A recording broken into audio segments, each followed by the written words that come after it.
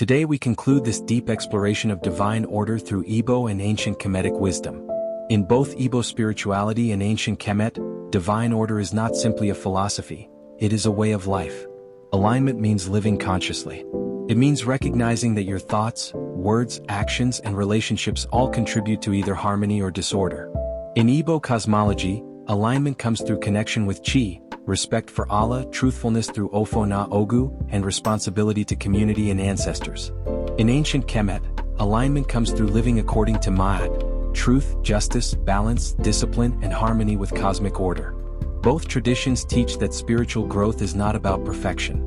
It is about awareness and consistency. Every day offers opportunities to realign. Sometimes alignment requires patience. Sometimes it requires correction. Sometimes it requires letting go of habits or relationships that create imbalance. Divine order is not distant or mysterious. It exists in everyday living, in how you treat people, how you manage emotions, how you respond to challenges, and how honestly you live. The ancestors understood that when individuals align themselves internally, communities become stronger externally.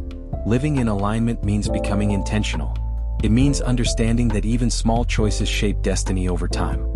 Divine order is not only cosmic, it is personal. If you enjoyed this journey into African spiritual wisdom, like this video, comment your biggest takeaway, and share it so these teachings can continue reaching people around the world.